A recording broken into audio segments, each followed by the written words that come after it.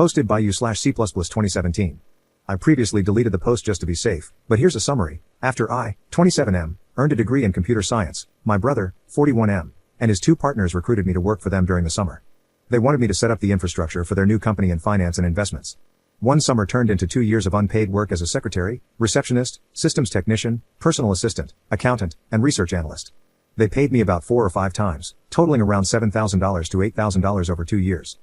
When I left to start grad school, they were upset that I wouldn't stay. Later, when I finished grad school and included them on my resume, they lied to prospective employers about me.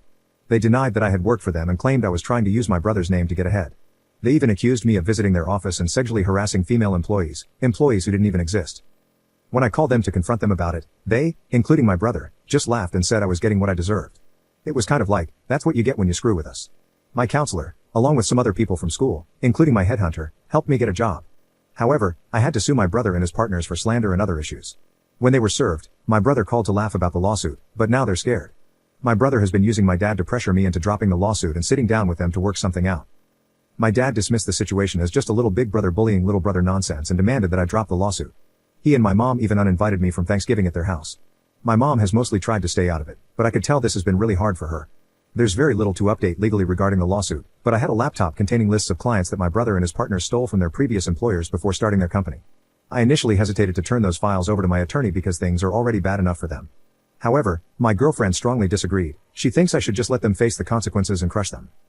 On the 9th, I called my attorney, informed him about the files, and dropped them off at his firm. The next day, on the 10th, I got an urgent call from his firm asking me to come in immediately. When I arrived, my attorney explained that the files would be turned over to the U.S. Attorney's office, meaning it's out of our hands now. He also brought up my parents. He had spoken to my dad and described him as a world-class prick. My attorney told me they plan to subpoena both of my parents to testify at a deposition and likely at trial if it gets that far.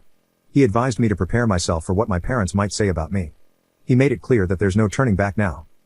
Since I didn't pay anything for my attorney to take this case, his firm is heavily financially invested, so they're essentially calling the shots at this point. I think my attorney believes I'm weak or that I'll want to back off or go easy on my family. He even told me outright that he knows my family will weaken me. I think he underestimates me. Regardless, he advised me to brace myself for the heat my dad will bring. I told him I have 2 older sisters on my side and that my mother is mostly neutral. He assured me, though, that my mother is absolutely not neutral. He just told me to prepare for anything. Then I got phone calls from both of my sisters, who live about 300 miles away. They were disgusted with my dad's and my brother's behavior and had initially told me they were 100% behind me. However, now they've uninvited my girlfriend and me from seeing them and their children this Christmas. They said they love me but believe I need to back off the lawsuit. This was a bit of a shock. It didn't crush me, but it wasn't easy to hear. They told me they won't be contacting me anymore, and they asked me not to contact them either, saying they have their reasons. They both cried during the calls, but I stayed calm. They also emailed my girlfriend to let her know that we were uninvited from their homes for Christmas. In response, my girlfriend sent them a very scathing reply. While I wish she hadn't sent it, it's ultimately her decision how she handles the situation. Things with my dad are getting a little out of control. He confronted my girlfriend and me outside the house of a family friend who had invited us over for a holiday get-together on Sunday night. The situation got heated, and I said some things that were probably below the belt. I could tell they affected him, his eyes watered, and he was trying not to cry. Then my girlfriend jumped in and laid into him, much like she did with my sisters. She's clearly on a roll right now, and the gloves have come off for her. My mom stayed in my dad's truck the whole time, just watching. I don't think she could hear what was being said. For now, there's nothing else happening, but the tension is definitely high. Oh, one other thing, my attorney told me that my brother and his partners have already closed their business. They went under. They've also filed some puzzling and contradictory responses to our lawsuit, which surprises me because my brother is usually smarter than that. Now they've changed attorneys and retained a reputable firm. The first thing their new attorneys did was ask what it would take to settle. My attorney says their new lawyers are smart and know it will be a bloodbath if this goes to court. I guess I'll just have to wait and see how it plays out. Some of you have commented from experience that the blowback from legal battles like this can tear families apart for decades. I can already see how that happens, and it probably will. Edit. Some of you have asked why my sisters changed their minds. I now know that my dad helped both of them buy their houses, and they still owe him a lot of money for that. My best guess is that he used that, and possibly other things, to coerce them into taking his side. Update 4.5 months later. Okay, let me begin by saying that I am not the original poster. I am his girlfriend. We live together, and I read the update post. My boyfriend is moving on and wasn't going to post a final update, so I asked if I could, and he said yes. Things have wrapped up. They signed a settlement agreement, and now it's up to the judge to approve it. The judge won't do that for another 2 weeks, but apparently, it's a formality. It's a sure thing he'll approve it, or so the attorneys say. As for the settlement, I can't really disclose much, but I can say that it's close to what my boyfriend was suing for in terms of the monetary figure. They had transferred their houses to their wives' names, which are in the process of being sold to pay off the settlement. The settlement included a written apology and complete admission of guilt from all three of the defendants. They also have to write apology letters and retractions to all the employers that refused to hire my boyfriend based on their slander against him. I think there were 4 companies in total. All 3 of them had their licenses revoked and will never work as financial advisors again in any state, apparently. They will also face a criminal investigation due to some forged signatures on some of the deals they made, which will likely lead to convictions but probably no jail time, according to the experts. Financially, they are beyond ruined, which is what I thought they deserved the whole time. I know my boyfriend regrets this whole thing, and I understand that. It's still his family, and they were close at some point. I think he's better off without them anyway, but that's easy for me to say. His parents are totally a lost cause. I don't think there will be a reconciliation in this lifetime after what's happened. I thought my boyfriend would be open to one when the dust settled, but now I don't.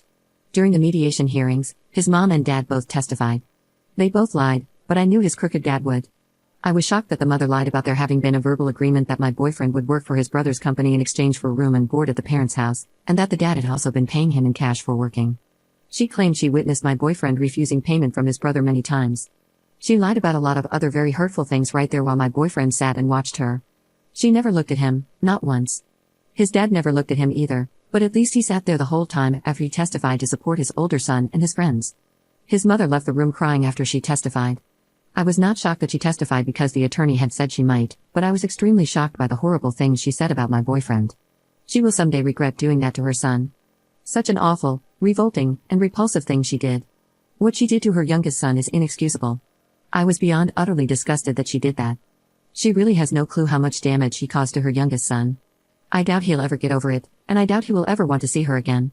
Not to rant about the mother, but she lied and said disgusting things about her youngest son, and he's the only good son she has. He's the only one who doesn't owe his dad anything. He's the only one with compassion and high morals, the only one who constantly worried about her and kept in touch with her. She messed up in the most disgusting way. How could she do that? He was there for her more than her other 3 kids put together. All for a lawsuit that she had to know they were going to lose. Her testimony did nothing to help their case, nothing. She testified for absolutely no reason. We sent Christmas gifts to my boyfriend's sisters and their daughters, and we received thank you cards in return. They haven't contacted my boyfriend since, but I have received a couple of hello emails from one of them. She never mentions my boyfriend or the family problems, she just says hello and asks how I'm doing.